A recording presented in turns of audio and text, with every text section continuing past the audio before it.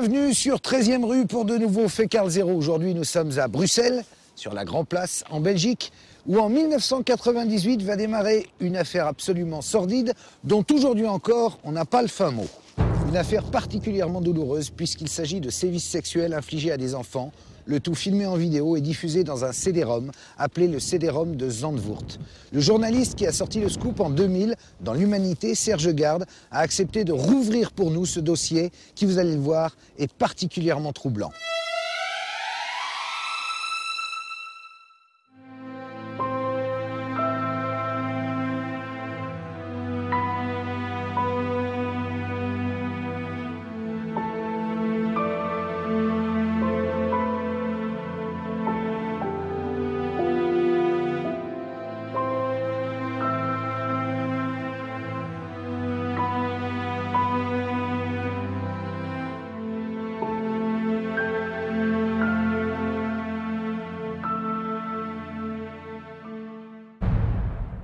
Un CD-ROM. Des enfants violés, torturés. Des images qu'on aurait préféré ne jamais voir. On en recense plus de 8000 sur un seul CD-ROM. Des photos abominables. Elles sont extraites des ordinateurs d'un Allemand, Gerrit Ulrich, qui habitait à Zandvoort, en Hollande. 8000 photos qu'il commercialisait discrètement sur Internet. Peu après cette découverte, Gerrit Ulrich est assassiné en Italie. L'homme qui a récupéré le CD-ROM de Zandvoort s'appelle Marcel Vervlossem, un citoyen belge à la tête d'une petite association.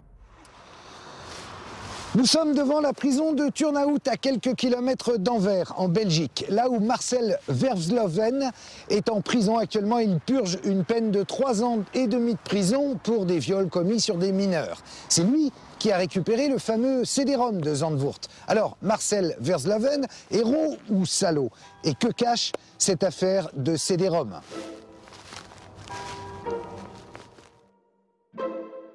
Pour découvrir ce qui se cache derrière cette mystérieuse affaire, direction Bruxelles. Nous arrivons au siège de l'association Morkoven, que préside Marcel Vervlossem. Une association belge sans but lucratif, du nom d'une petite ville près d'Anvers. Active depuis les années 80, l'association est engagée dans les problèmes de maltraitance et de disparition d'enfants. Ses responsables disent lutter contre les réseaux pédocriminels. Comment Marcel Vervlossem a-t-il récupéré le CD-ROM? Qui est cet homme? Ce n'est pas un flic, ce n'est pas non plus un privé. Impossible de le faire entrer dans les cases habituelles. Il est complètement atypique. Enfant, il a connu la misère et la maltraitance dans des institutions. Ça, il n'a jamais pu l'oublier. Marcel est un trublion, un provocateur. Avec un incroyable culot, il n'hésite pas à interpeller les pédocriminels qu'il a cherchés parfois pendant des mois. Il les file, les photographie, ne les lâche jamais. On peut comprendre que Marcel Vervlossem soit très vite devenu gênant, d'autant qu'à chaque fois, il apporte des preuves. Il révèle une réalité effrayante. Des gens qui travaillent à la réalisation d'un catalogue d'enfants, en lien avec des studios de photographie spécialisés dans la pornographie. Derrière des disparitions d'enfants se profile la réalité d'un réseau et d'étranges protections, et la commercialisation d'images de viol d'enfants.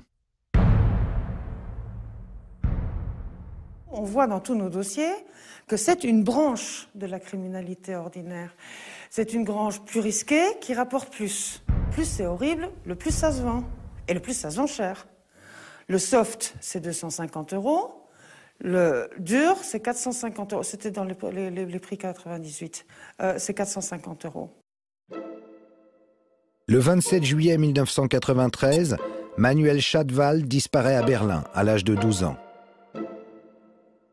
À la demande de sa famille, lassé par les lenteurs de l'enquête policière, Marcel Vervlossem se met sur la piste du jeune disparu. Une traque qui va l'amener en Allemagne, où son association enquête sur les activités pédosexuelles d'une certaine clientèle de bars de nuit. Petit à petit, le réseau prend forme. En voici l'organigramme. Au cœur du système, plusieurs bars à Berlin. Toutes se rejoignent autour de ces 3 bars qui sont le Pinocchio, le Tabasco et le Dachka. C'est des gens qui font leur marché. Ils décident, on a un enfant, le père ça va, on ne va pas avoir de problème avec lui. Là, il faut faire attention parce que la mère est un peu hystérique. Et c'est comme ça que ça fonctionne. Donc, si vous voulez, vous comparez ça dans un monde plus traditionnel, comme un café des artistes ou un café de musiciens, etc. Mais là, c'est les cafés des pédos. Entre-temps, Marcel Vervlossem met la main sur une cassette intitulée Madère. Tournée au Portugal, on y découvre les activités de 3 pédocriminels, dont un Belge et un Hollandais, qui racolent de jeunes garçons sur la plage avant de filmer leurs ébats sexuels dans des chambres d'hôtel. Marcel remet cette cassette à la police portugaise, permettant plusieurs arrestations au Portugal en 1997, ainsi qu'en Belgique. Sur un passage de la cassette tournée en Allemagne, Marcel reconnaît le jeune Manuel. La piste conduit à un certain Robbie van der Planken.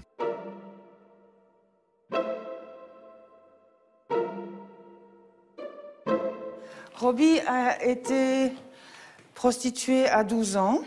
Il dit qu'il a fait de son plein gré pour l'argent. Il dit qu'il gagnait à l'époque 300 000 francs belges par mois.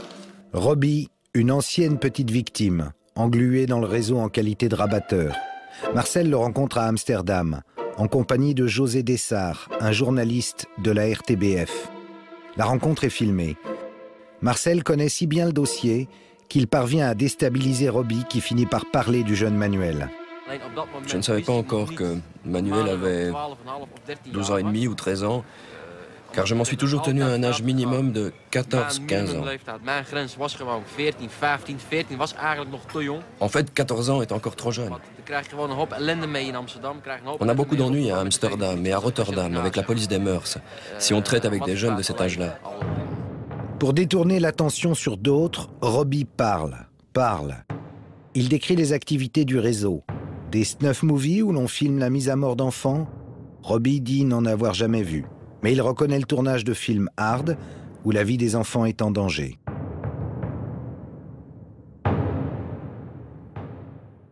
Ces films ne sont pas réalisés s'il n'y a pas de débouché. Ce genre de films, je peux imaginer qu'ils sont vendus à gros prix. Mais le risque n'est rien pour les 2 ou 3 vendeurs si les films peuvent être écoulés sur un marché suffisamment important. C'est toujours une question d'offre et de demande. Mais en francs belges, cela peut dépasser 1 million si le film est fait sur demande. On ne court pas le risque, je crois, pour 200 ou 300 000 francs. Peu à peu, un lien se précise entre le jeune Manuel et les activités de Robbie qui tente de se défausser sur son amant, le nommé Gerrit Ulrich. Cet homme de 49 ans est apparemment chargé de la diffusion des images sur Internet. Évidemment, Marcel s'empresse d'aller au contact d'Ulrich à Zandvoort, une station balnéaire en Hollande. La rencontre s'effectue dans l'appartement même d'Ulrich le 11 juin 1998. Ulrich était ivre ce soir-là. Il était complètement bourré. Ulrich l'a amené chez lui. Marcel a vu un appartement très luxueux, très moderne. Et 8 ordinateurs. Sur chaque ordinateur, il y a du pédoporno. Alors il dit, Ulrich, là, il y a quand même quelque chose qui ne va pas. Du pédoporno partout. Il dit, il faudrait appeler la police. Et Ulrich dit, non, je donne un CD-ROM où il y a Manuel. Et tu vas retrouver Manuel. L'appartement d'Ulrich à Zandvoort semble bien être le centre du réseau. Des ordinateurs qui ne sont jamais éteints, de nombreux virements aboutissant sur un compte bancaire, nom de code Apollo, du nom du voilier d'Ulrich, sur lequel on filmait des viols de mineurs. Alors M. Ulrich nous a donné une partie. Et que cela soit bien clair, M. Ulrich ne nous a donné qu'une partie du matériel. Je pense qu'il voulait faire un essai, qu'il voulait nous tester, voir ce que nous allions faire avec ce matériel qu'il nous a donné. Ulrich vient de signer son arrêt de mort. Quand il réalise son erreur, il panique et s'enfuit en France à Lyon, d'où il téléphone à Marcel. Mais ce qui est étrange, c'est que M.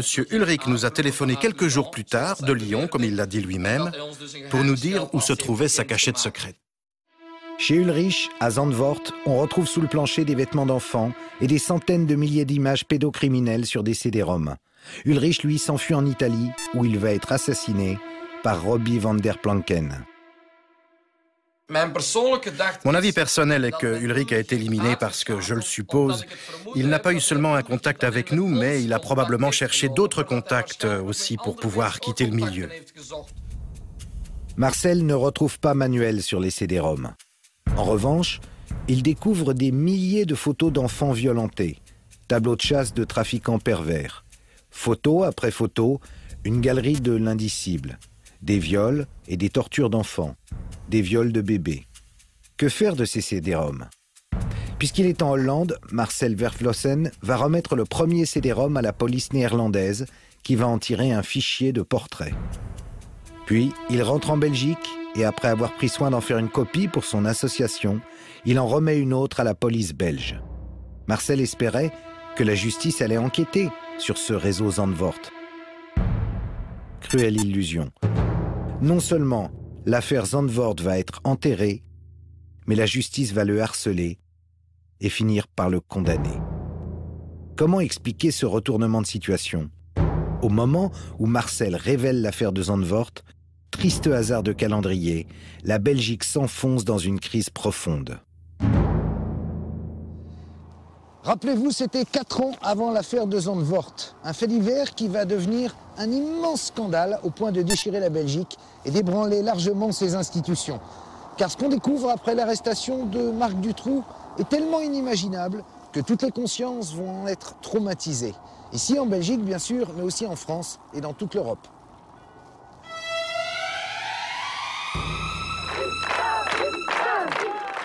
On m'avait manqué. Sabine et Laetitia sortent de l'enfer, d'une geôle aménagée par Marc Dutroux dans le sous-sol de son domicile où elles ont été séquestrées et violées. Souvenez-vous, août 1996, 2 jeunes filles séquestrées, Sabine et Laetitia, sont libérées sur les indications de Marc Dutroux. Arrêté, ce criminel avoue le meurtre de 2 autres fillettes, Julie et Mélissa, kidnappées le 24 juin 1995. Leurs corps sont déterrés en septembre dans une propriété de Marc Dutroux. Des perquisitions s'ensuivent. 400 cassettes vidéo sont saisies. Elles ne seront pas exploitées au cours de l'enquête. En septembre, on déterre les ossements d'Anne et Effier, 2 autres victimes. L'émotion fait place à l'horreur lorsqu'il apparaît au cours de l'instruction confiée au juge Conroth que la gendarmerie disposait depuis longtemps de très nombreux éléments pour arrêter Marc Dutroux.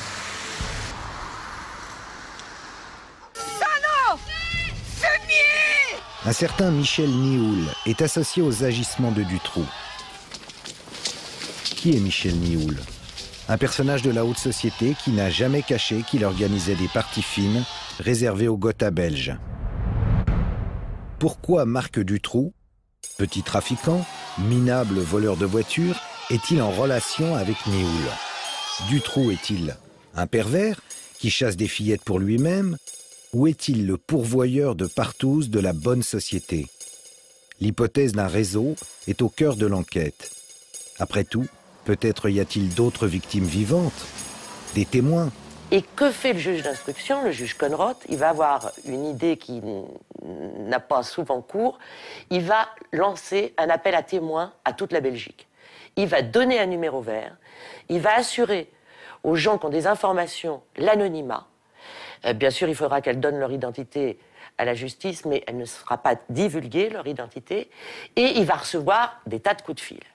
Et là, la Belgique commence à trembler. Je ne parle pas du peuple qui trouve que c'est une bonne initiative que de se poser cette question, vu le nombre de victimes, mais je parle des autorités, parce que tout d'un coup, des témoins commencent à faire des récits incroyables. Une cellule hautement qualifiée de la gendarmerie auditionne ces témoins, baptisés X1, X2, X3. C'est le témoignage d'un de ces témoins, Regina Louf, alias X1, qui va précipiter l'affaire. Cette jeune femme, rescapée d'un réseau de prostitution, acceptera finalement de témoigner à visage découvert devant la caméra de Pascal Justice. J'ai été filmée. Les photos et les films étaient commandés par des gens qui décidaient eux-mêmes du scénario, du genre d'enfant, des mauvais traitements et des tortures qu'ils voulaient voir. Mais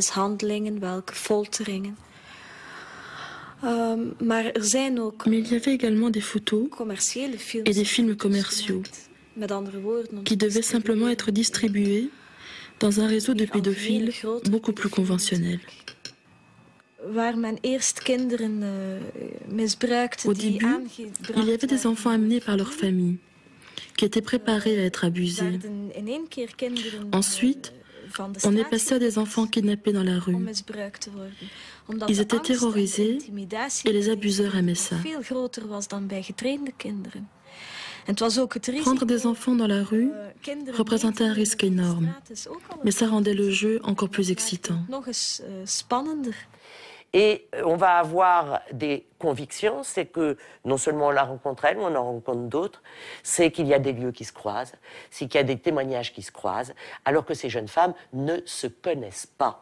Elles ont vécu des choses avec des personnages identiques, parfois dans des lieux identiques, et surtout des événements incroyables auxquels l'imagination laisse pantois quand on pense à des chasses d'enfants qu'on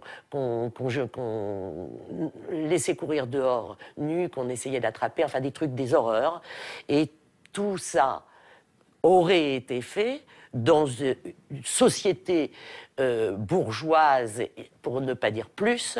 Donc, voilà, l'enquête là-dessus a été que Régina Louf, un titre dans la presse a bien résumé l'état d'esprit des enquêteurs, égale Louf, c'est-à-dire cinglé.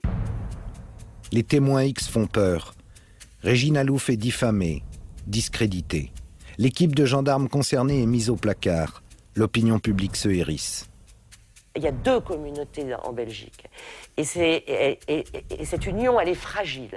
Et il faut savoir que la famille royale représentait le lien entre ces deux communautés. Et que si certaines personnes avaient évoqué dans certains témoignages quelques implications plus ou moins proches de la famille royale, alors là, cette Belgique, elle aurait peut-être pu... J'imagine que le pouvoir a pu s'imaginer mettre à mal l'unité. Il a été question de l'unité de la Belgique dans la période de l'affaire Dutroux. Donc je crois qu'il y a eu une volonté de ne pas chercher au-delà de Dutroux s'il existait ou non des réseaux pour des questions de stabilité de l'État. Alors il faut coûte que coûte stopper le juge Conrot.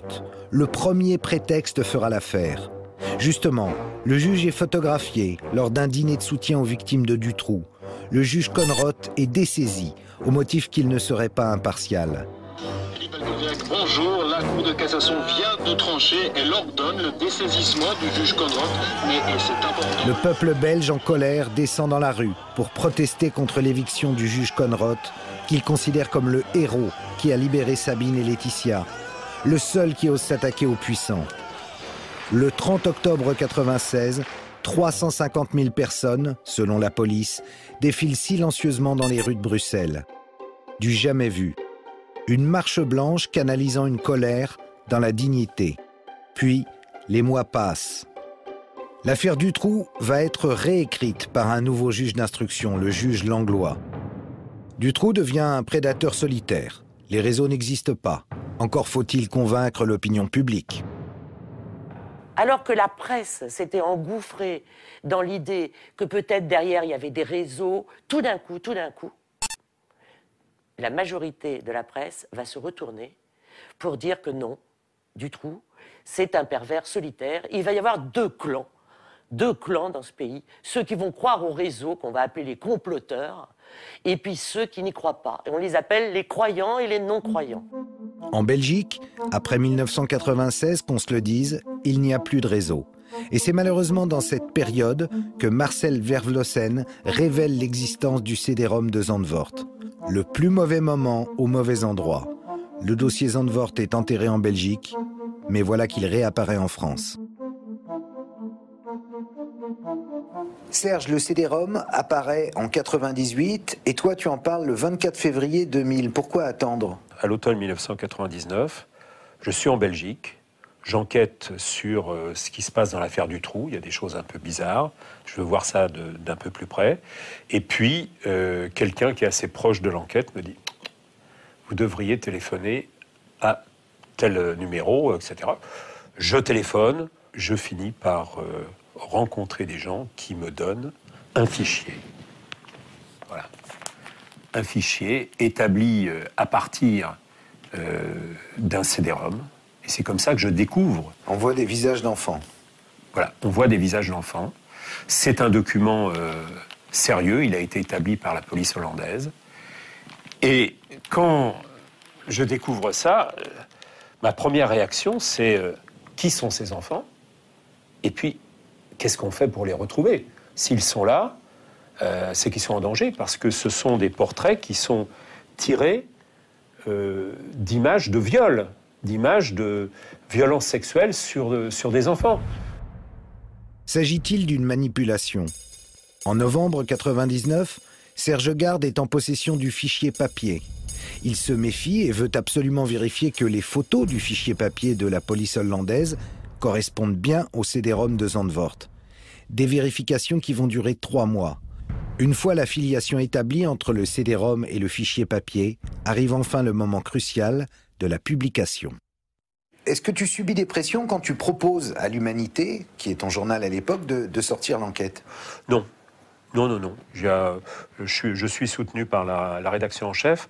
Je dirais que là où il y a eu un problème, c'est comment illustrer l'article.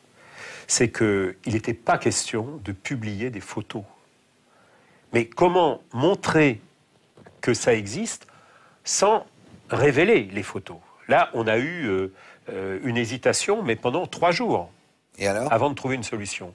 Après, c'est Joël Lumien, un photographe, qui a mis toutes les images du fichier sur un mur et qui en a fait une photo avec un effet de perspective. Et brusquement, on réalise combien... Enfin, il y a on voit l'ampleur du... 472 photos, comme ça. Le 24 février 2000, l'Humanité fait sa une sur le dossier de la honte et publie ses révélations. 3 pages entières. Comment trouver les mots pour transmettre l'indignation, la colère sur des visages insoutenables? Toutes les radios, toutes les télés s'émeuvent. Puis, le soufflet médiatique retombe. C'est un sujet qu'on n'aime pas. On n'aime pas traiter. Voilà, parce que on ne sait pas où ça va mener, donc tout devient plus urgent par rapport à ça, quoi. C'est alors qu'une pigiste propose au Figaro de reprendre l'enquête. Pour Laurence Beneux, l'affaire de pédocriminalité est indiscutable. Les photos existent, elle aussi les a vues. Les 6 et 7 avril 2000, le Figaro fait sa une sur le problème que posent les réseaux pédocriminels et lui consacre 2 pages. C'était une espèce de matérialisation qu'il existe une criminalité organisée autour de la pédocriminalité, enfin, qui s'en prend aux enfants. Et avec notamment tout cet aspect photographie. Donc d'un seul coup, c'était des milliers de photos où des crimes se donnaient à voir. On pouvait en parler comme ça, mais là d'un seul coup, ça devenait concret. Les images sont abominables. Parler du viol d'un bébé, ça paraît, c'est inconcevable. D'un seul coup, on le voit. C'est-à-dire qu'on est obligé de se dire ça existe. Il y a des gens qui violent des bébés. Si on n'a pas vu ça, on ne peut pas l'imaginer. Une petite fille qui avait une lèvre explosée. On voyait, elle avait le visage qui avait été massacré, ça se voyait. C'est-à-dire, elle saignait, elle pleurait. Et c'était le côté incroyablement malsain d'avoir gardé cette image. Ça montrait, il y a des gens, là où on voyait qu'il y a des gens qui prennent plaisir, en fait, à voir la souffrance d'enfants. Là, on parle même plus seulement de perversion sexuelle, on parle d'une perversion sadique. L'Humanité, plus le Figaro, c'est inhabituel, et ça commence à faire beaucoup. Alors le 12 avril 2000, quelques jours après la publication du Figaro, la ministre de la Justice, Elisabeth Guigou, intervient en direct dans le journal télévisé de France 3. La police et la justice ne peuvent rien faire puisque ce sont des photos de visage. Ce qu'il faut, c'est faire un travail très minutieux pour confronter ces photos aux images pornographiques qui sont dans le CD-ROM que nous ne disposons pas. La justice a demandé, y compris aux journalistes qui ont des informations, qui peuvent posséder ce CD-ROM, qui peuvent posséder d'autres fichiers de photos, de les communiquer à la justice. Elle lançait un appel aux journalistes qui auraient des documents à les remettre à la justice parce qu'il y avait une volonté d'enquêter. Elisabeth Guigou admet donc que son ministère dispose du fichier photographique. D'ailleurs, Interpol en a une copie. Mais sans le CD-ROM, ajoute-t-elle, nous ne pouvons rien faire. Alors pourquoi la chancellerie ne le réclame-t-elle pas à la justice hollandaise? Serge Garde, le journaliste de l'Humanité, fournit le CD-ROM et le fichier au procureur général. C'est pas habituel. Un journaliste n'est pas un auxiliaire de police. Seulement, je suis journaliste, je suis citoyen, je suis aussi père de famille, et je sais que les documents du CD-ROM peuvent permettre de sauver des enfants. Dès le départ, je sais que l'affaire va être enterrée. Parce que précédemment, cette magistrate s'est illustrée en distribuant des non-lieux dans ce genre d'affaires. C'est une spécialiste dans le genre, oui. Est-ce qu'on pourrait dire qu'elle a été placée là pour faire ça? Tu sais, Karl, dans tous les milieux, il y a des gens dogmatiques. Et quand quelqu'un est persuadé que ces affaires-là, c'est du fantasme, qu'est-ce que tu veux faire? C'est pas forcément quelqu'un qui va être complice ou qui va soutenir un réseau. J'ai pas d'éléments pour pouvoir le dire. Mais je constate simplement que, dès le départ, on va confier cette enquête à quelqu'un qui n'y croit pas. Et pour celles et ceux qui en douteraient encore, il suffit d'écouter la réaction du substitut des mineurs à Paris, Yvon Talec, lorsqu'il exprime son point de vue devant les caméras de France 2 le 16 mai 2000 à propos du CD-ROM de Zandvoort. Les mineurs ont été photographiés la plupart du temps avec non seulement leur accord, mais l'accord de leurs parents. Et certaines des photos sont en plus des matériaux très anciens, puisque nous savons déjà que certaines photos remontent aux années 70 ou 80. Et il faut aussi minimiser, en tout cas en France, la portée de cette affaire, dans la mesure où de nombreux enfants qui sont présentés ici ne sont pas des enfants français. Le chef du parquet des mineurs qui explique aux 20h qu'il faut minimiser l'affaire. On en reste sans voix. Ces propos indignent de nombreuses associations, notamment Innocence en danger. Sa présidente, Oméra Sellier, invite donc le procureur Talec dans une réunion organisée à l'UNESCO. Je lui ai posé des questions sur ce qu'il avait déclaré publiquement à la télévision, à savoir les enfants étaient pour la plupart pas français, ce à quoi j'ai répondu « et alors ?» Français ou pas français, qu'est-ce qu'il en savait? Sur les photos, il n'y a pas la nationalité de l'enfant. Et deuxièmement, il avait dit que pour beaucoup, les parents étaient consentants.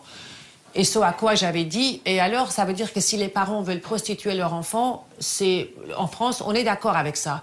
Et là-dessus, le procureur avait quitté la salle, sachant qu'auparavant, il avait exigé, lors de l'invitation que j'avais faite, qu'il n'y ait aucun journaliste lors de cette rencontre, ce que j'avais respecté. Un procureur de la République, du parquet des mineurs, est capable de dire que des parents ont droit de donner à la consommation sexuelle leurs enfants. Mais c'est vraiment un déni de justice complet. C'est, de mon point de vue, une méconnaissance des lois. Ça pourrait s'appeler proxénétisme. Ça pourrait s'appeler viol. Ça aurait dû s'appeler viol. Et que je sache, un enfant qui subissait des choses telles qu'on envoyait dans ce DVD, c'était impossible de penser qu'il était consentant. Le plus incroyable, c'est que le CD-ROM sans lequel, soi-disant, on ne pouvait pas enquêter, la justice le détenait 1 an avant que la presse n'en révèle son existence. Marcel Vervlozen avait envoyé en recommandé le CD-ROM au président de la République, Jacques Chirac.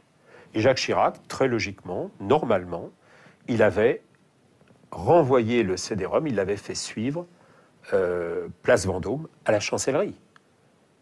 Et c'était en 99, 1 an avant que je sorte mon enquête. Donc la justice française est parfaitement au courant de l'existence du CD-ROM, le possède et s'est assis dessus et n'en a rien fait. Voilà, et tout le monde fait semblant de découvrir. Grand reporter à France 3, Pascal Justice approche la garde des Sceaux pour la mettre devant le fait accompli. Mon caméraman va la filmer, je vais lui dire « Vous avez prétendu que vous n'aviez pas ces documents et que vous vouliez les voir. Or, vous les avez depuis 1 an. Regardez, ce document le prouve. » Et évidemment, à ce moment-là, elle est complètement surprise et elle nie, et elle va faire son meeting. J'attends tranquillement. Son service de presse va venir me contacter le midi. Il va y avoir des coups de fil avec la chancellerie et nous allons faire une interview tout de suite après, genre il faut que toute la vérité soit dite. Bien sûr, qu'est-ce que vont dire les autorités autres qu'on veut que toute la vérité soit faite sur des faits qui horripilent tant le public. Quand on a une photo de pédopornographie sous les yeux, on est en train de voir un enfant qui se fait violer ou torturer par un adulte. Et au-delà de l'aspect image, on devrait se dire mais il faut absolument retrouver cet enfant pour le tirer de là. Il faut absolument qu'on trouve les adultes qui sont derrière ça, parce que ce sont des gens qui sont dangereux. Parce que là, on voit une victime, et puis parce qu'il y en a d'autres. Parce qu'ils font un commerce qui est absolument horrible. La justice a pourtant les moyens d'enquêter. Les journalistes ont remis, outre le CD-ROM, des agendas, des listings d'adresses liés au réseau de Guérit-Ulrich. On y trouve des dizaines de contacts personnels, des références bancaires, des comptes joints en France, en Hollande, en Belgique, dans de nombreux pays de l'Est, en Grande-Bretagne, aux États-Unis et même à la Banque mondiale.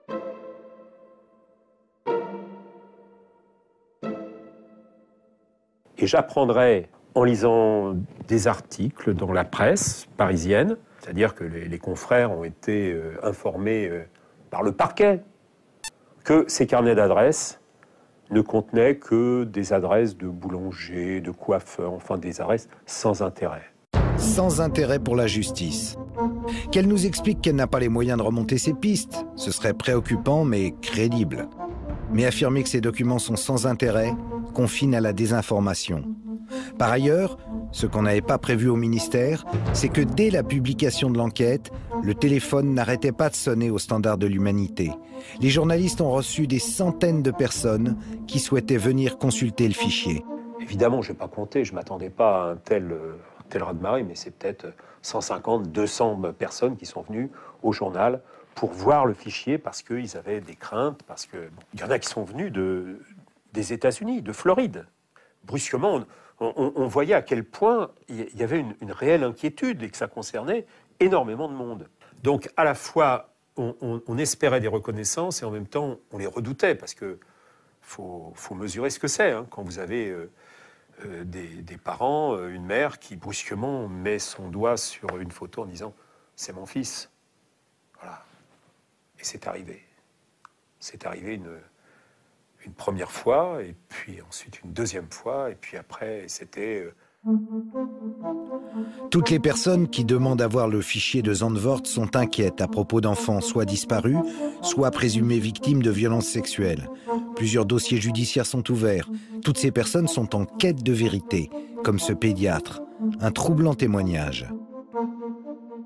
Le docteur Spitz est pédiatre. Il consulte le fichier, reconnaît 2 enfants venus dans son cabinet, se plaignant d'abus sexuels, des témoignages que les juges n'ont pas pris au sérieux. Vous savez, dans la vie, on peut toujours se tromper.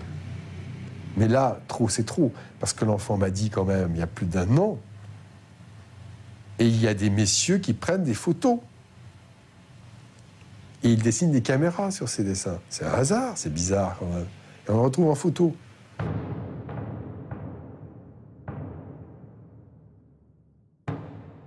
Alors que fait la justice ? La consultation du fichier est finalement autorisée dans les gendarmeries. Oh, pas pour longtemps. Quelques semaines seulement. Et les reconnaissances se multiplient. Plusieurs familles françaises disent reconnaître leur enfant sur le fichier. On a des informations judiciaires en cours et ces photos pourraient aider ces enquêtes. Au lieu de donner ces photos, ces documents à des fins d'enquête, aux enquêteurs, aux magistrats instructeurs, enfin à tous ces gens qui sont déjà en train de travailler sur ces dossiers, On ne leur donne pas. On ouvre une information judiciaire à part. Toutes les enquêtes particulières déjà ouvertes sont noyées dans le dossier Zandvoort qui devient hypertrophié. Au total, 81 mineurs sont reconnus par des proches. Un tournant dans l'enquête, mais direction l'impasse. Qu'elles soient effectuées devant les journalistes ou devant les gendarmes, toutes les reconnaissances sont qualifiées d'erreurs. Pas une mère, pas un médecin, pas un travailleur social ne sera cru. Tous se trompent. Des erreurs, ça reste à démontrer. On dit à la mère, ça ne peut pas être votre enfant, parce que cet enfant-là, c'est un enfant qui a été identifié en Hollande, qui s'appelle Björn Nischkamp. Le problème, c'est que moi, après, je pars en Hollande, donc, et la personne que j'ai rencontrée était une des personnes qui dirigeait ce pôle d'enquête. Donc, il connaissait très bien le dossier. Et il savait, et il me dit, dans les documents de Zandvoort, il n'y avait pas de photo de Björn Nischkamp. Donc quand on disait à la mère de l'enfant français, ça ne peut pas être votre enfant parce que c'est une photo d'un autre enfant qu'on connaît déjà, ce n'était pas vrai. C'est une concentration incroyable de sosie. Voilà ce que la justice a voulu faire passer dans l'opinion publique. Tout le monde se trompe, sauf la juge d'instruction qui dit « ce sont des sosies ».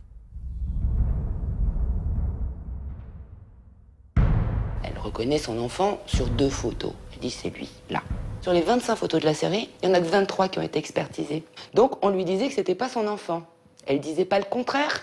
Elle avait jamais dit que son enfant était l'enfant qui était sur ces 23 photos. Elle en avait reconnu 2 autres. Ces 2 autres-là n'ont pas été expertisés.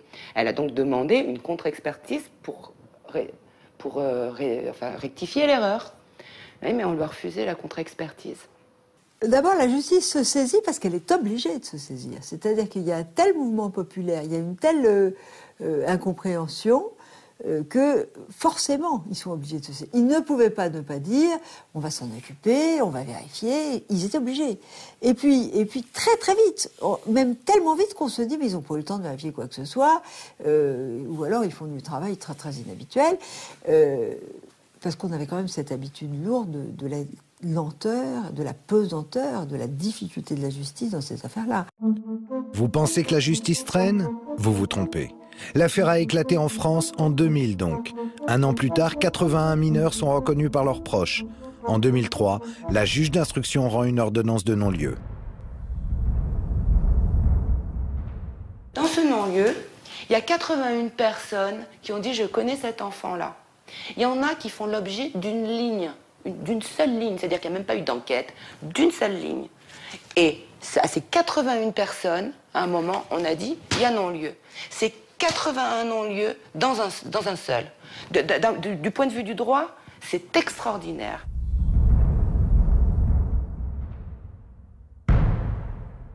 Et certains de ces enfants ont été du coup rendus aux parents ou à la personne qui en a eu la garde, dont ils parlaient comme leur abuseur.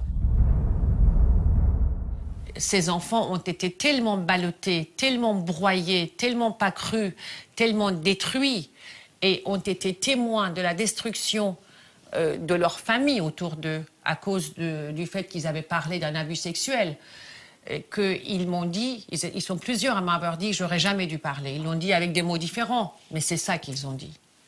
Donc moi, j'ai pas été étonnée, j'étais furieuse, parce que c'était quand même tellement spectaculaire et des vraies preuves qu'on se disait quand même, c'est quand même fou que même ça, il n'existe pas. On sait que des enfants ont été reconnus sur ces photos. Et ça n'a pas déclenché quoi que ce soit judiciairement intéressant. Au fond, la justice a rejeté tout ce qui leur a obligé à pousser l'enquête. Les 81 mineurs reconnus ne seraient pas ceux qu'on croyait, admettons.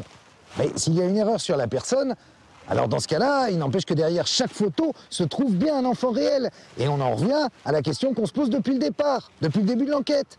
Qui sont ces enfants? Que fait-on pour les retrouver? Et là, silence radio. Comment expliquer une telle absence de réaction face à une criminalité aussi grave? La présidente d'Innocence en danger ne peut se satisfaire de la situation. Elle retourne voir le procureur Yvon Talec. La seule réponse que j'ai eue, c'était que je devais cesser de m'acharner sur Zandvoort. Je ne m'acharnais pas du tout, je voulais juste comprendre, parce qu'il y avait des gosses derrière, que je devais cesser cet acharnement parce que ce dossier ne se rouvrirait jamais. L'enterrement du CD-ROM de Zandvoort passe mal. Entre deux enquêtes en Afrique du Sud et en Amérique latine, un rapporteur spécial de l'ONU fait escale à Paris. J'ai appris qu'il y avait en France du trafic et de la prostitution touchant les enfants et que cela constituait un problème inquiétant.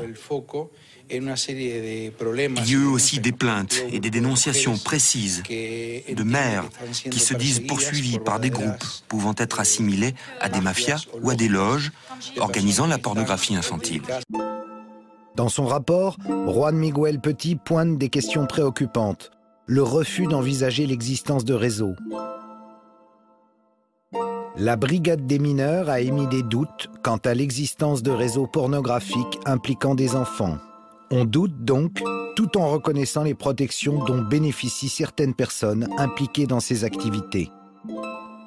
Le rapport relève également de nombreux dysfonctionnements dans le traitement judiciaire des dossiers de violences sexuelles sur des mineurs et préconise la création d'un organisme indépendant pour lever les blocages.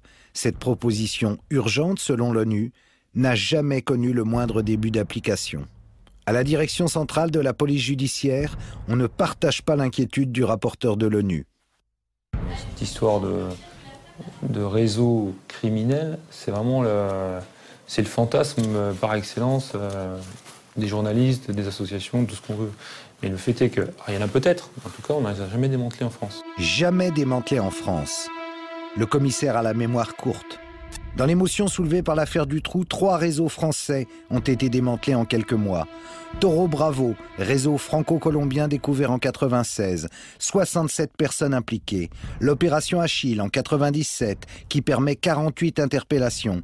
Et le vaste coup de filet Ado 71, lancé dans toute la France à partir de la Saône-et-Loire, qui aboutit à 209 mises en examen. Puis, l'affaire Dutroux étant recadrée en Belgique, brusquement, plus aucun réseau en France. Tout dépend ce qu'on entend par réseau pédophile, c'est une question de définition. Un réseau criminel, en matière de stupéfiants, ça n'a pas le même sens, à mon avis en tout cas, qu'un réseau d'internautes pédophiles. Ce qu'on rencontre, nous, sur la toile, ce sont des internautes qui vont se connaître par le biais du net. Il peut y en avoir un à Lille, un à Marseille, un à Paris, un à Strasbourg, qui ne se connaissent pas autrement que par le net, et qui vont trouver des points d'intérêt communs, qui est donc leur déviance pédophile, s'échanger des images.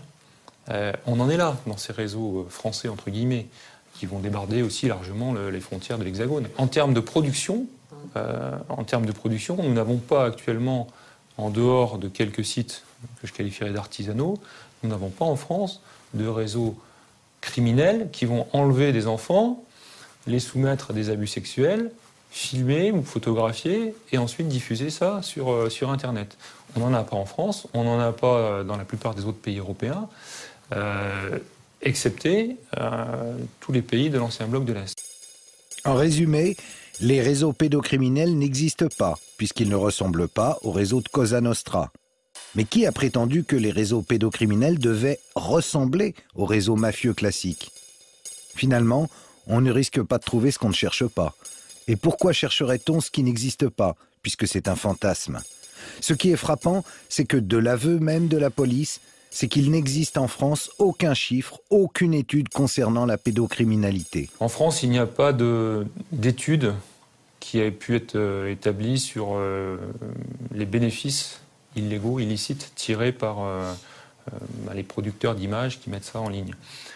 Les seuls chiffres qu'on a sont des chiffres américains qui évaluent ces bénéfices criminels à plusieurs milliards de dollars. En 2003, l'affaire du CD-ROM de Zandvoort est donc définitivement enterrée. Et en 2004 s'ouvre, au palais de justice, le procès de Marc Dutroux, après 8 années d'instruction. Quel sort la justice belge va-t-elle réserver à son ennemi public numéro 1? Suspense. Enfin, suspense cousu de fil blanc. Marc Dutroux, pourquoi vous ne donnez pas les noms du prétendu réseau? Parce que je ne connais pas. Après 8 années d'une enquête mouvementée qui a débuté sur l'hypothèse d'un réseau, Le dossier a été réorienté après le dessaisissement du juge Conrot. Le procès va-t-il faire émerger la vérité? Dutroux, pourvoyeur d'un réseau ou psychopathe solitaire? C'est l'enjeu des 5 semaines du procès. J'ai même vécu cette dichotomie journaliste croyant-non croyant au sein de ma propre chaîne. La personne qui faisait les éditos, les comptes rendus du procès, a commencé très fort la première journée en disant et de sources proches de l'enquête, on se rend bien compte que la thèse du réseau ne tient pas. Et moi, j'étais en train d'aller interviewer les parents de Julie et Mélissa qui refusaient cette parodie de justice. Les parents des victimes de Dutroux déplorent que la thèse du réseau soit écartée. Quand on était encore à l'époque de la disparition des enfants et qu'on ne savait absolument rien, nous, on était simplement des parents qui avaient porté plainte contre X. On a le sentiment d'être toujours des parents contre X. Si ce n'est que la séquestration des enfants, on est certain qu'elle s'est produite chez Dutroux. C'est Marc Dutroux qui a mis le feu aux poudres. L'enlèvement de Sabine, dit-il, c'était à l'origine pour le réseau. La thèse du réseau, c'est Dutroux qui l'a avancée, sans toutefois le dénoncer. Pour son ancien avocat, Maître Magnier, il est pourtant difficile de ne pas y croire. S'il y a un réseau pour des voitures volées, s'il y a un réseau pour de la drogue, s'il y a un réseau pour la prostitution, pourquoi n'y aurait-il pas un réseau aussi pour les enfants ou les très jeunes filles? La clé du procès, c'est lui, Michel Nioul, l'organisateur des parties fines de la bonne société belge. Michel Nioul peut être le lien entre Dutroux et le réseau. Mais Nioul, qui ne cache pas ses hautes relations, arrive libre au procès. Visiblement pas du tout inquiet sur son sort. Il se dit victime des apparences. Je corresponds. Je corresponds parce qu'il faut reconnaître que j'ai été partouzeur pendant quelques années, dans les années 85 à 89. Je corresponds parce que je suis un homme d'affaires. Je corresponds parce que je connais des gens haut placés. Aucune de ces personnalités haut placées ne viendra témoigner au procès. Michel Nioul est reconnu coupable d'être le chef d'une association de malfaiteurs active dans le trafic de drogue et d'êtres humains. En revanche, il a été acquitté pour les enlèvements d'enfants. Le kidnapping d'enfants, la séquestration d'enfants, le viol d'enfants et l'assassinat d'enfants, c'est à mon avis les accusations les plus lourdes que peut supporter un être humain. Et de cela, il est définitivement lavé. Les réseaux, ça n'existe plus. La vérité judiciaire est intervenue. Libéré en 2006, Nioul va rester tristement célèbre. Si un jour je suis lâché, il y a une chance sur 2 qu'on me plaindra. De Dutroux, on a fait un monstre. De moi, on m'a présenté comme le diable. Trop de questions sont restées en suspens. Pourquoi fréquentait-il Dutroux? La drogue a-t-elle servi au paiement de l'enlèvement des victimes de Dutroux? La vérité judiciaire correspond-elle à la vérité des faits? Mais moi, je suis déçu comme il l'a quitté, je suis déçu. Moi pas, j'ai dit yes. Dutroux prend le maximum, la Belgique d'en haut respire. Un tout petit peu. Bien sûr, je ne peux pas être satisfaite de la condamnation d'un Dutroux solitaire. Pourquoi? Parce que je ne peux pas être satisfaite de l'enquête qui permet cette condamnation. Cette enquête, elle n'a pas été sérieusement menée. Difficile également d'être satisfait avec ce qui s'est passé dans l'affaire du CD-ROM de Zandvoort. Le dossier est totalement enterré. Quant à l'homme par qui le scandale est arrivé, Marcel Vervlosen, il est en train de mourir à petit feu derrière moi dans cette prison lugubre. Alors qu'il a dénoncé plusieurs réseaux et permis l'arrestation de pédocriminels, à l'âge de 55 ans, c'est lui, Marcel Vervlosen, qui se retrouve condamné à 3 ans et demi de prison par la Cour d'appel d'Anvers en février 2008 pour des viols d'enfants et, ironie de l'histoire, détention d'images pornographiques. Souffrant de diabète et d'un cancer avancé, l'état de santé de Marcel est plus qu'alarmant. La justice belge lui interdit tout contact avec la presse, mais il peut passer quelques coups de fil à son association. Nous avons la chance d'être là au moment d'un de ses appels depuis sa prison. Allô Marcel, tu penses que tu payes ton combat sur le dossier Zandvoort? C'est à cause de Zandvoort que tu as tous ces ennuis? Oui, c'est le dossier Zandvoort. La justice belge a peur, n'est pas investiguée, n'est pas tracer abuseurs, etc., etc., etc. Et ces représailles, moi... Là, ce soir, au moment où nous parlons, ouais. Est-ce que ta vie est en danger? Moi, c'est 5 opérations ici. Et mon cœur, c'est cancre, c'est leucémie, les nerfs, etc., etc., etc. Et voilà, c'est fini. C'est fini ici. Le ministre de la Justice belge a refusé de répondre à nos questions. Il a refusé de libérer pour raison médicale Marcel. Un point qu'il est important de rappeler, Marcel n'a jamais avoué les crimes qu'on lui reproche. Il a toujours clamé son innocence. Il a eu des accusations assez absurdes. Par exemple, une des personnes l'a accusé de l'avoir violée le jour de son anniversaire de ses 15 ans. Or, cette semaine-là, Marcel a pu produire, parmi les pièces de sa défense, un certificat médical selon lequel il sortait de l'hôpital en chaise roulante avec une jambe qui venait d'être réparée, qui était pleine de broches. Où il y a un inversement des rôles, où les témoins sont accusés des crimes qu'ils reprochent. Alors, ça veut dire quoi? Ça veut dire que c'était un menteur ou que tout a été inventé, ou alors qu'il est tombé dans un piège? Marcel Vervlozen a été condamné pour plusieurs viols de mineurs. Si les faits sont avérés, les 3 ans de prison sont insuffisants. En dessous de 3 ans de prison, il n'y a pas de prison effective. Il n'y a pas de prison ferme. Il y a une peine de substitution. Donc, il s'agissait bien de mettre Marcel Vervlozen en prison pour l'éliminer. Donc tu penses que Marcel a été condamné parce qu'il dérangeait? C'est ma conviction. Et cette conviction, je la base sur un document. C'est une lettre que l'un de ses accusateurs a signée avec le tampon du bourgmestre, où il reconnaît avoir porté des fausses accusations et d'avoir été payé pour accuser Marcel Vervlozen. On essaie de le faire passer pour un pédophile? Ah bon? Marcel Vervlozen aurait accumulé autant d'images pédophiles qu'il a essayé de remettre aux polices du monde entier pour son plaisir personnel. Dites donc, il est sacrément habile, cet homme-là, si c'est un perverse. Marcel Vervlozen, c'est un emmerdeur.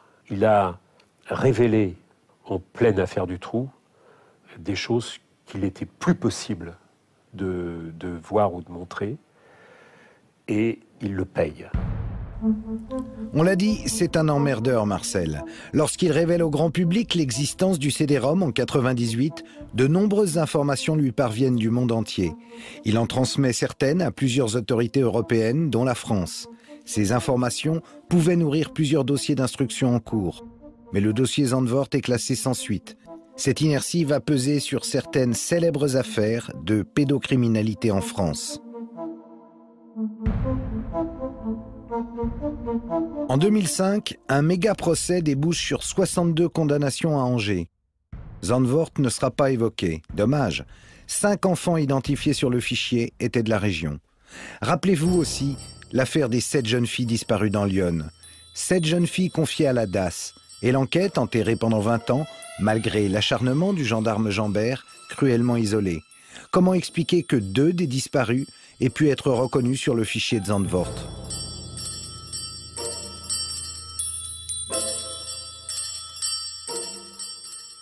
On a eu d'abord Liliane Renaud qui a reconnu sa sœur.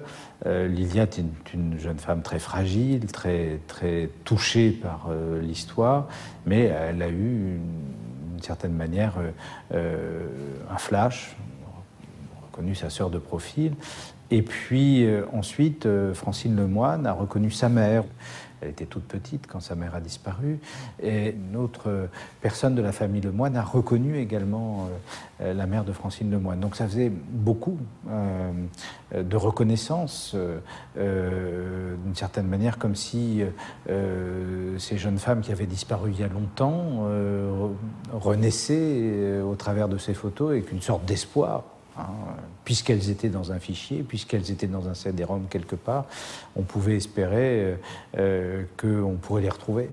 La comparaison entre les photos des disparus de Lyon et celle du fichier de Zandvoort est troublante, surtout celle de Bernadette. Les gendarmes ont dit qu'il s'agissait plutôt de garçons que de filles, et donc il y avait eu très certainement une erreur d'identification des familles. Encore une fois, comme toujours, l'enquête est orientée vers un seul suspect, Émile Louis, un chauffeur de car qui connaissait les victimes. Émile Louis avoue, puis se rétracte.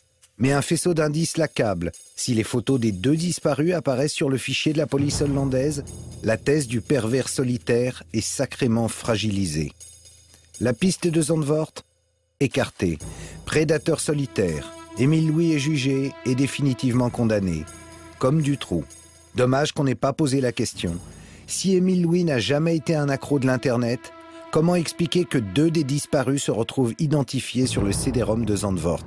Que ce soit en France ou en Belgique, on constate dans ce type de dossier toujours les mêmes refus d'enquêter, toujours les mêmes blocages, des lenteurs et finalement le même type de dysfonctionnement. C'est quand même curieux.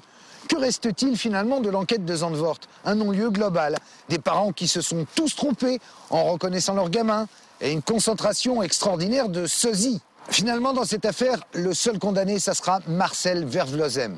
Un bilan qui ne permet pas d'être vraiment satisfait de la justice et qui peut même, on le comprend, susciter beaucoup de colère.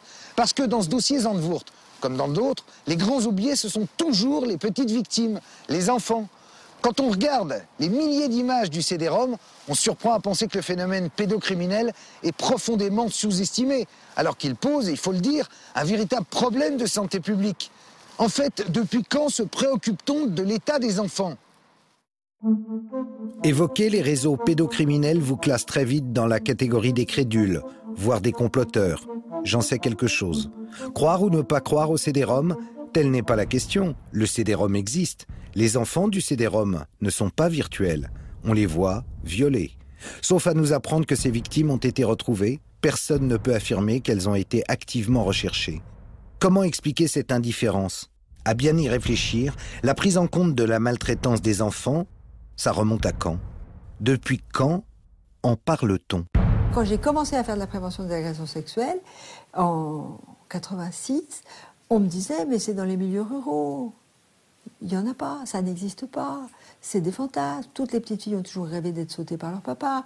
Ça n'existe pas. Et puis les enfants, ça ment. C'était ça la petite musique jusqu'au milieu des années 85. Présidente du collectif féministe contre le viol, le docteur Piette mène un combat patient et tenace. Pour elle, le silence qui entoure les violences sexuelles subies par des enfants n'a rien d'étonnant. On n'est pas en train de croire que ça existe. Donc si ça n'existe pas, il n'y a rien à faire. C'est plus sortir, je dirais, de la guimauve qu'on a tous les humains dans la tête, où on a envie d'être gentil avec les petits-enfants et de penser qu'avec les petits-enfants, on ne fait que des choses agréables et sympathiques. C'est ça l'idée qu'on a. Et penser aux affreuses choses qu'on fait sur les enfants, c'est dérangeant. Donc plutôt on ne les voit pas. Et ce n'est pas une question de moyens, ou alors ça serait des moyens de formation, etc. Mais c'est plus sortir de cette guimauve qu'on a tous. C'est au cours d'une visite dans une classe que Jean-Pierre Alexandre, inspecteur de l'Éducation nationale, découvre la gravité d'une situation qui lui avait complètement échappé. Près de mon bureau, il y avait une classe de perfectionnement, classe où l'on regroupe les élèves en grande difficulté scolaire, qui ont donc de très grandes difficultés, voire incapacités à faire les apprentissages. Je suis allé inspecter la maîtresse, à sa demande d'ailleurs. Nous avons constaté en examinant les dossiers qu'il y avait de façon certaine sur 12 enfants, 4 enfants qui avaient été victimes d'abus sexuels caractérisés. 4 sur 12, ça fait 30%. Ça a été un choc pour moi et je pense que ça a été le point de départ essentiel de toute ma réflexion.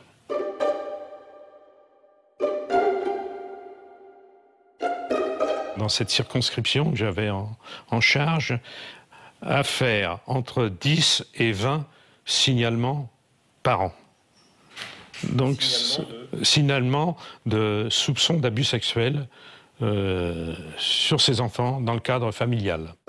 À l'échelle du département, cela ferait plus de 250 enfants victimes chaque année. J'ai été mal vu de certaines structures parce que je signalais trop. je dis au moins, je pèse mes mots, au moins la moitié des enfants en grande difficulté d'apprentissage, souvent classés, le mot est terrible, classés, hein, souvent classés débiles légers ou débiles moyens, donc QI en dessous de 80, ont été victimes d'abus sexuels. Et c'est la raison de leur difficulté d'apprentissage. Ça touche toutes les catégories sociales, toutes, sans aucune exception, toutes les ethnies, ça touche toute la société. Ces choses qui nous dérangent profondément, nous ne voulons pas les voir. Patricia fut l'une des petites victimes du silence. À 8 ans, elle a été violée par un instituteur dans son appartement de fonction, au sein même de l'école. Son calvaire a duré plusieurs années. Parfois, l'enseignant invitait un collègue. L'école était devenue l'endroit de tous les dangers. Du coup, Patricia a cessé d'apprendre. Il lui aura fallu 35 ans pour briser le silence qui l'étouffait. Elle accepte de témoigner. C'est la première fois. Il me disait toujours que c'était normal, que toutes les petites filles pouvaient le faire. Le dire à ma mère, elle m'aurait même pas cru. Personne m'aurait cru. Ils m'ont toujours dit que si je parlais, qu'on me prendrait pour une folle. J'étais des fois malade, je mangeais pratiquement plus. Même le médecin disait à ma mère que c'était de la comédie, enfin des caprices. Alors si un médecin ne se rend pas compte que je vais pas bien, qui aurait pu s'en rendre compte? Surtout quand je revenais de chez l'instituteur. C'était, je me lavais vite fait et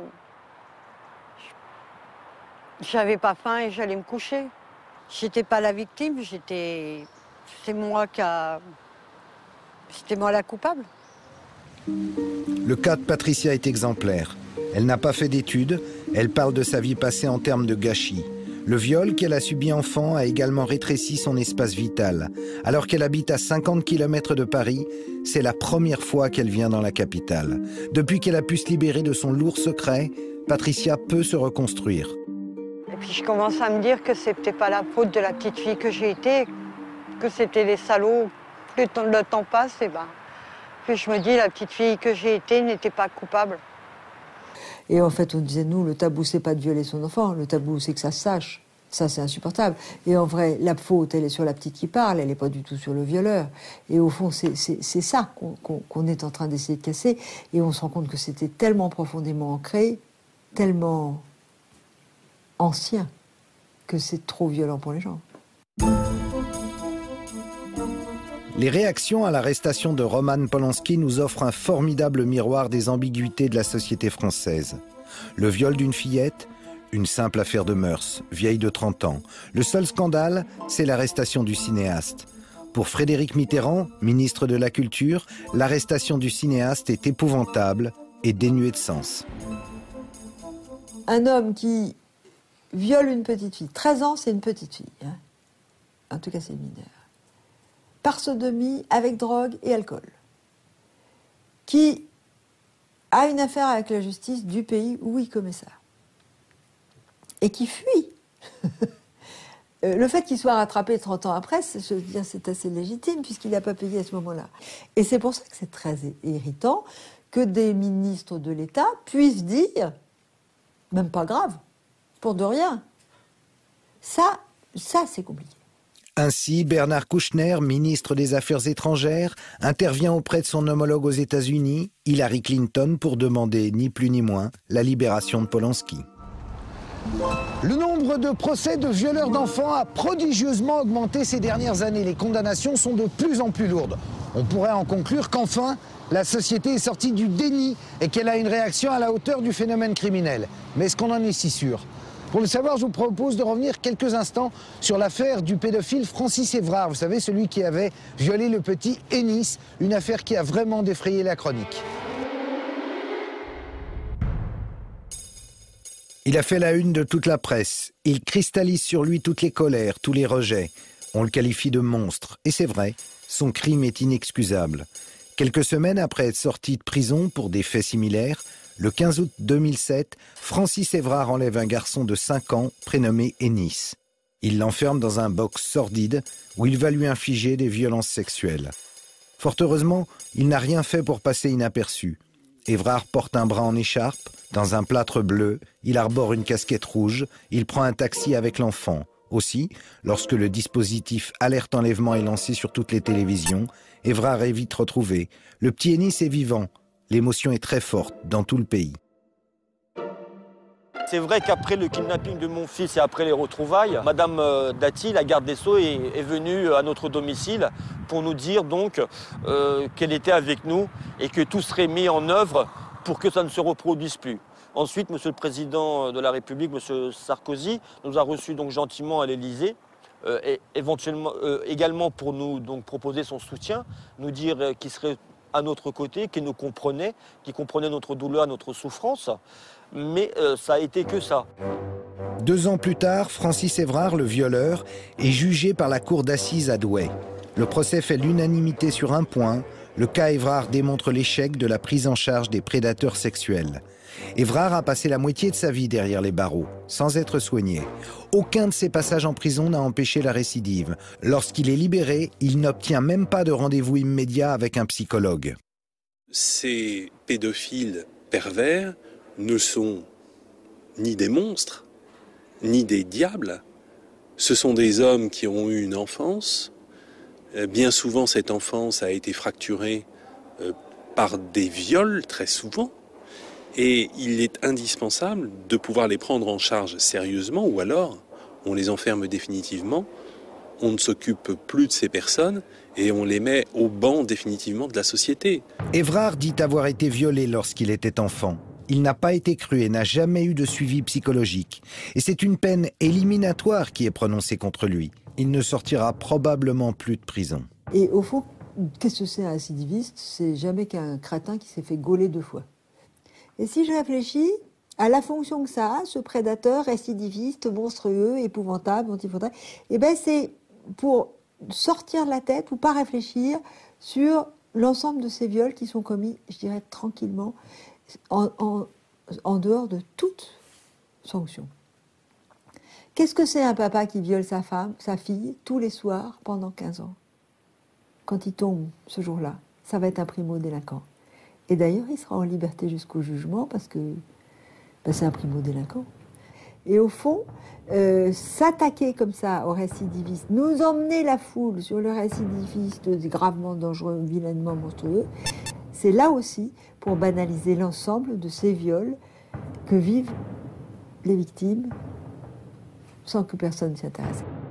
Selon plusieurs estimations convergentes, un viol sur 100 seulement fait l'objet d'une plainte, ce qui signifie que 99% des violeurs échappent à toute sanction et que leurs victimes sont condamnées à souffrir en silence.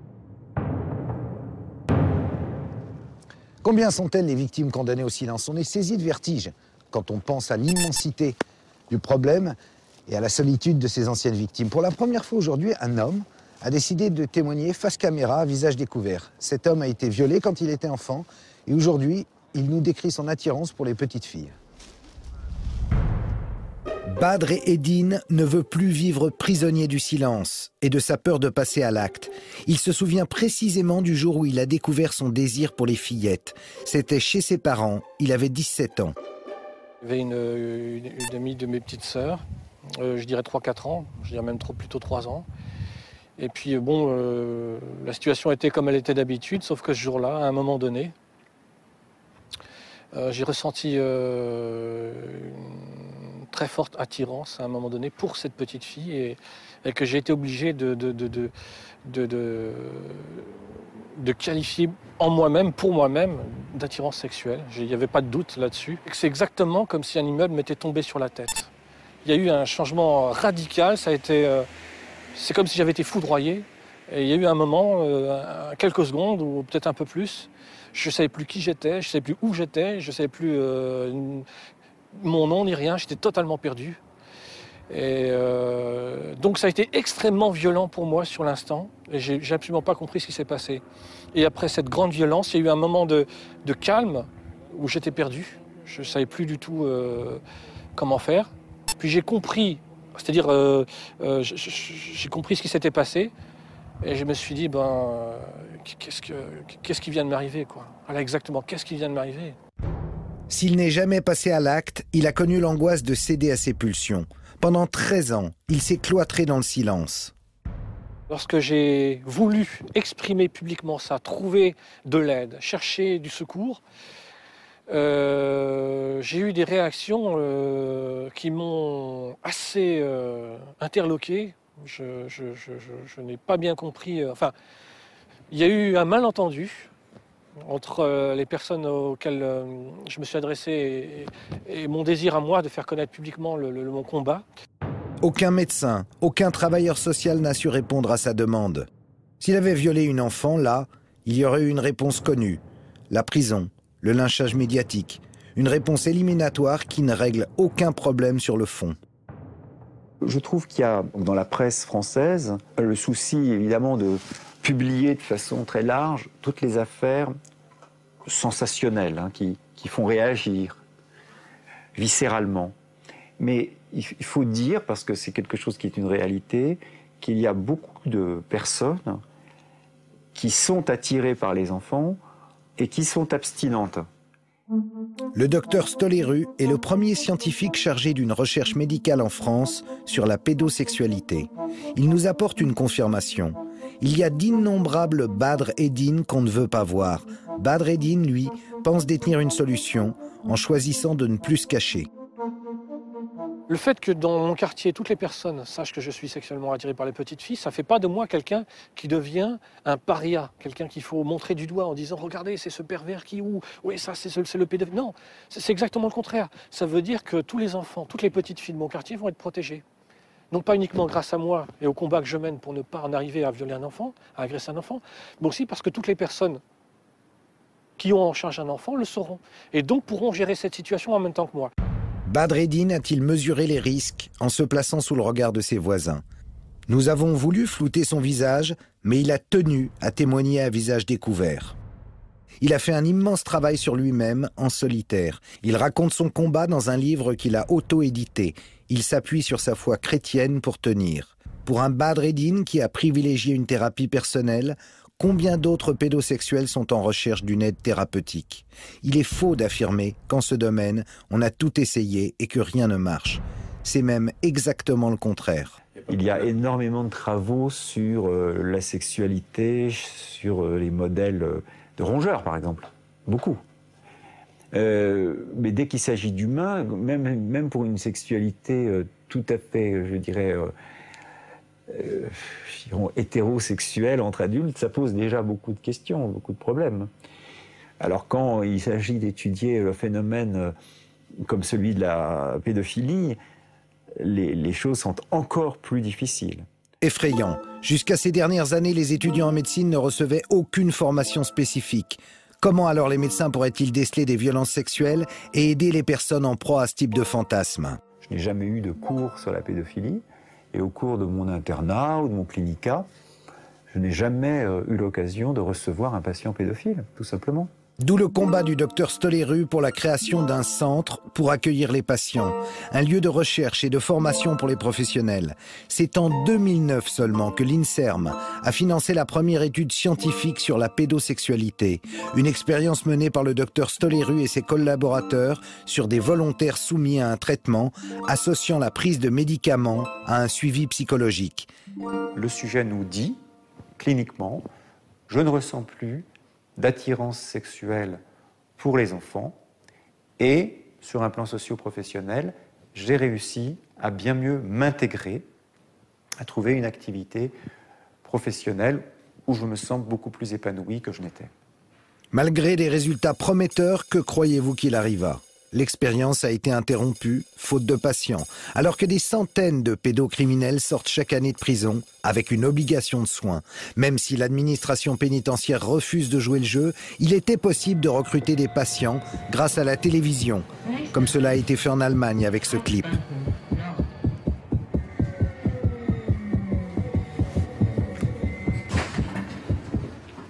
Lieben Sie Kinder mehr als ihnen lieb ist? Es gibt Hilfe. Le docteur Stoléru et plusieurs ONG ont demandé la diffusion de ce clip en France. Le gouvernement a refusé. Dommage, car en Allemagne, il y a eu plus de 500 appels en quelques semaines. Je crois que c'est quelque chose qui n'a pas traumatisé l'Allemagne. Il n'y a pas eu de psychose, comme certains en France m'ont dit. Il y aura une psychose si vous faites ça. Aujourd'hui, quelques années après, aucune psychose ne s'est déclarée en Allemagne suite à la diffusion sur la ZDF de ces spots. Ne pas aider les pédosexuels est lourd de conséquences.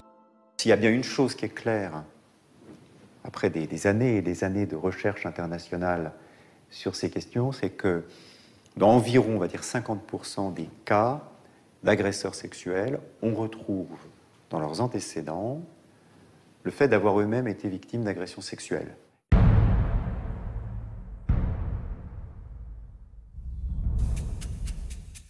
Il aura fallu plusieurs années à Bad Redin pour établir un lien entre son attirance sexuelle pour les petites filles et un traumatisme de sa petite enfance. C'est seulement à l'âge de 30 ans qu'il comprend. J'ai compris que j'avais été violé par un membre de ma famille. Voilà. Et j'avais 30 ans en 2001, j'avais 30 ans précisément. Comme s'il existait un tiroir dans lequel le petit enfant que j'étais avait caché tout ça là-dedans et qu'il avait fallu attendre jusqu'à l'âge de 30 ans pour que ça puisse sortir. Les viols qu'il a subis entre 3 et 7 ans, il les a inconsciemment enfouis dans sa mémoire. 23 ans d'amnésie. Ce qu'a ressenti Bad Redin, le docteur Muriel Salmona l'explique. Travaillant en réseau, cette spécialiste de la violence nous décrit les mécanismes naturels qui permettent la survie d'une victime. Dans le cas de violences très très graves, particulièrement les violences sexuelles, parce qu'elles sont vraiment totalement incompréhensibles, on se retrouve dans l'incapacité de pouvoir mettre des mots, de pouvoir réagir face à cette violence et de pouvoir trouver en fait une explication ou une rationalisation à ce qui est en train de se passer. Donc c'est comme si le cerveau se retrouvait en panne. Pour aider à faire face à un danger, le cerveau donne l'ordre de sécréter des hormones de stress, l'adrénaline, le cortisol. Notre cœur bat plus vite, notre vigilance est stimulée. Nous sommes plus performants pour trouver une solution. Chez la victime d'un viol, surtout lorsqu'il s'agit d'un enfant, le danger est incompréhensible, absolu. La sécrétion des hormones de stress s'amplifie.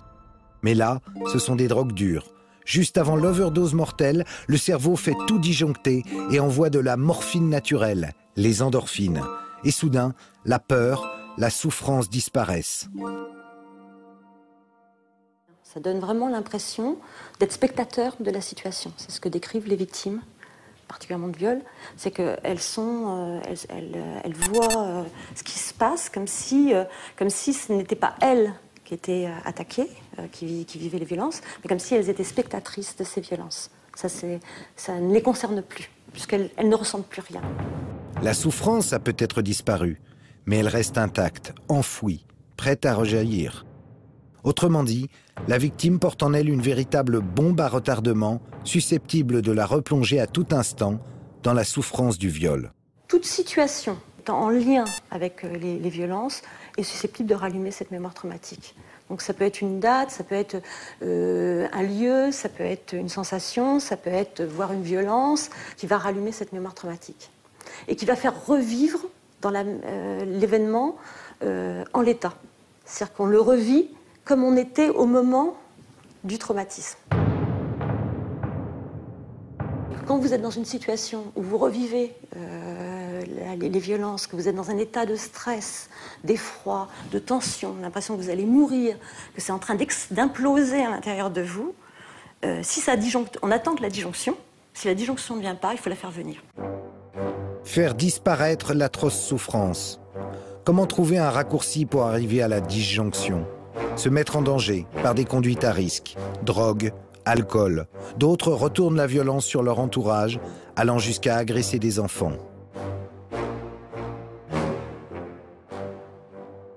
Et si on est violent en reproduisant à peu près en l'état les violences qu'on a subies dans l'enfance, on aggrave encore plus le stress, on se remet encore plus en scène, de façon encore plus incohérente, encore plus sidérante, puisqu'on reproduit quelque chose qu'on nous a fait, et qui nous a fait si mal, Je veux dire, on est encore plus dans l'incohérence, donc encore plus dans la sidération. Autrement dit, si l'on veut prévenir les prédateurs de demain, les Évrards de l'an 2020, il est primordial de prendre en charge les petites victimes d'aujourd'hui, de les écouter. Or, en France, rien n'est fait pour elles. Un certain pourcentage de ces victimes laissées à l'abandon deviendront les prédateurs dans quelques décennies. L'affaire de Zandvoort a révélé une situation désastreuse. Face à une pédocriminalité boostée par l'Internet, la justice fonctionne mal quand elle ne dysfonctionne pas. Les médecins n'ont pas été formés, les enseignants non plus. On ne finance pas les études et les programmes qui permettraient de mieux connaître ce phénomène criminel. Quelques scientifiques se battent avec pugnacité dans la quasi-indifférence des pouvoirs publics. Il n'y a pas d'argent pour ce combat. La France est dramatiquement en retard sur d'autres pays comme la Grande-Bretagne, le Canada, l'Allemagne. Et c'est justement en Allemagne que nous allons aller maintenant pour suivre une conférence internationale contre le phénomène de la pédocriminalité. Berlin, été 2009. Des spécialistes du monde entier viennent présenter leurs travaux dans cette conférence organisée par le gouvernement fédéral avec Innocence en danger, une ONG internationale. Lors d'une séance, la secrétaire d'État à la famille, Nadine Morano, fait une courte apparition, le temps de déclaration d'ordre général, qui n'était pas sans intérêt d'ailleurs. Il ne faut jamais oublier qu'à travers ces images pédopornographiques, il y a des enfants qui sont des victimes, et où que ces enfants se trouvent, nous avons la nécessité de les protéger. C'est un devoir des adultes. Quitte à s'inspirer de ce qui se passe outre-Rhin, Nadine Morano pourrait proposer en France des opérations telle que celle qui a été baptisée Mikado, lancée en 2006 par la justice allemande. Pour la première fois, la justice et les opérateurs de cartes de crédit ont coopéré en organisant un filtrage ciblé de 22 millions de cartes de crédit, ce qui a permis l'interpellation de 322 personnes soupçonnées d'être inscrites sur un site pédocriminel. Les perquisitions ont permis de saisir des milliers de documents. Un suspect sur 10 avait déjà un casier judiciaire éloquent. Pour cela, il fallait qu'il identifie les personnes qui avaient payé cette exacte somme de 57,65 € à une certaine banque avec un nom de passe spécial. Donc c'était très codé. Il y avait 5 critères, c'est-à-dire on ne pouvait pas se tromper. Sur les 22 millions de personnes qui détenaient des cartes de crédit de ces 14 compagnies, 322 ont été identifiés. À Berlin, on n'en est plus à ergoter sur l'existence réelle ou supposée des réseaux pédocriminels. On est dans le combat concret. Venu de Suède, Lars Löf attire notre attention sur les évolutions de la cyberpédocriminalité. Ce que l'on voit, c'est que de plus en plus de ces productions d'images sont réalisées dans un cadre domestique. Ces images sont tournées dans des maisons particulières. Les enfants sont visiblement abusés dans la chambre ou dans le salon de quelqu'un. Ils sont de plus en plus jeunes sur les images, ce qui est très troublant et rend l'identification plus difficile. Parfois, ce sont même des bébés. L'américaine Sharon Cooper est considérée comme l'une des sommités dans la lutte contre la pédocriminalité. Le constat qu'elle fait est édifiant. We have operation after operations that reflect this information. Operation Cathedral, Operation Hamlet.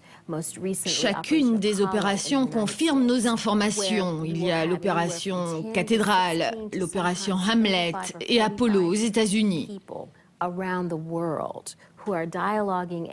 Continuellement, il y a de 10 à 45 personnes connectées en même temps tout autour du monde, qui discutent et échangent des informations sur Internet.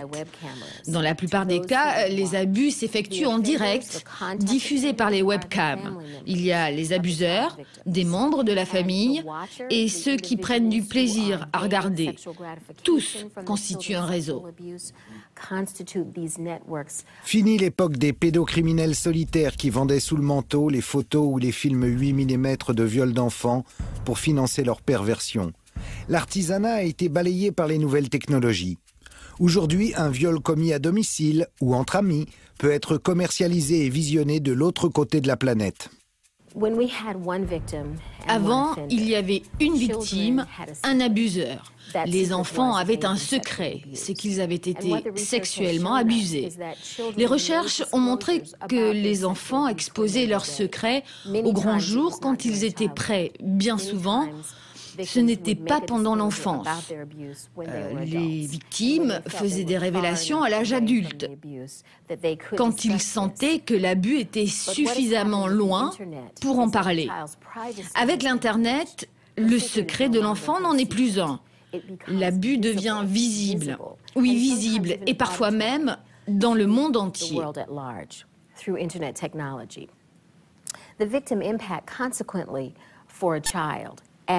Les conséquences pour les victimes, pour un enfant, quand il grandit, il se sent continuellement une victime. Et à chaque fois qu'une personne télécharge une image ou une vidéo de son viol, cet enfant redevient à nouveau une victime. En France, contrairement à ce qu'on entend parfois, la parole de l'enfant n'a jamais été sacralisée. Bien au contraire. Il n'existe d'ailleurs pas de statut de victime. En revanche, aux États-Unis, on indemnise les victimes à chaque téléchargement de leurs images. Au début, le montant s'élevait à 50 000 $, mais récemment, les tribunaux se prononcent plutôt autour de 200 000 $ par victime. Par conséquent, si une image d'une victime a été téléchargée par 400 personnes, comme c'était le cas dans une affaire récente que nous avons traitée, alors cet enfant a la possibilité de poursuivre pénalement ces 400 personnes pour être dédommagé dans le but de faciliter sa réhabilitation sociale.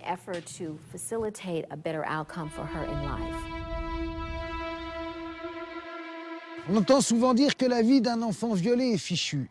Et pourtant, c'est faux. C'est faux si les adultes le croient et qu'ils le prennent en considération, qu'ils prennent en considération son récit. Pour peu qu'on les aide à surmonter le traumatisme, ces enfants blessés peuvent redécouvrir la vie. Je vous propose de partir en Suisse où plusieurs petites victimes du CD-ROM de Zandvoort se retrouvent sous la houlette de l'organisation Innocence en danger.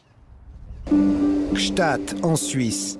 Ce village regroupe les résidences de célébrités, dont celle, ironie du destin, de Roman Polanski. C'est aussi le lieu où sont organisés les camps d'été d'Innocence en danger. Ici, chaque année, plusieurs petites victimes du réseau Zandvoort sont accueillies et prises en charge. Et oui, les petites victimes françaises vont trouver en Suisse ce qui n'existe pas en France. On leur fait faire donc des ateliers qui sont extraordinaires le matin. Quand ils font des sculptures, ils nous font des sculptures complètement dingues. Les peintures, la même chose. Ils ont un atelier photo. Pour ces enfants-là, c'est quand même un petit peu important. Et ils nous font des photos, ils se prennent en portrait les uns les autres. Et il y a des photos extraordinaires qui en ressortent. Ici, tous les enfants ont en commun un lourd passé. Les adultes les aident à se reconstruire avec des résultats si étonnants, si concrets, qu'une université allemande étudie ce phénomène de résilience.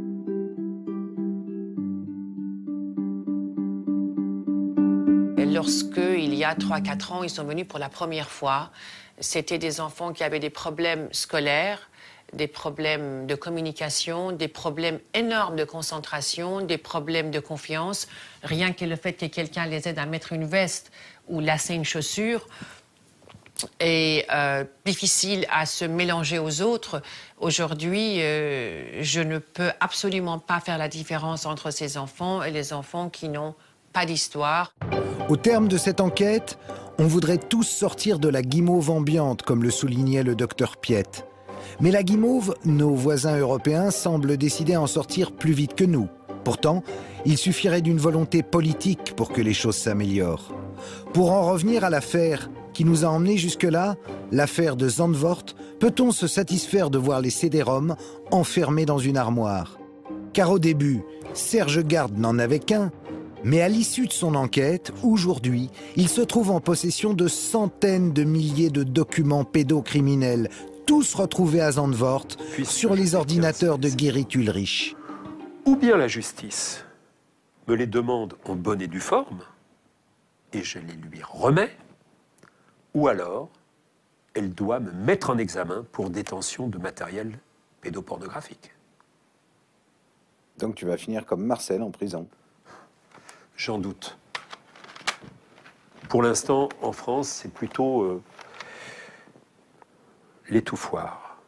Parce que utiliser tous ces CD-ROM, ça veut dire il faut des moyens, il faut des enquêteurs, etc. C'est tellement plus facile de regarder ailleurs et de faire comme s'il n'y avait rien. Nous voici donc au bout de notre contre-enquête. Nous vous avons présenté l'affaire du CD-ROM de Zandvoort en essayant de ne rien vous cacher. Mais comme vous, j'ai constaté qu'il y avait un certain décalage entre la réalité d'un côté, celle de la pédocriminalité, et celle des discours officiels en Europe, qui prétendent que tout est fait pour lutter contre. Maintenant, c'est à vous d'agir et de réfléchir en fonction de votre conscience. Après tout, chaque pays a la justice et la police qu'il mérite. Bonsoir.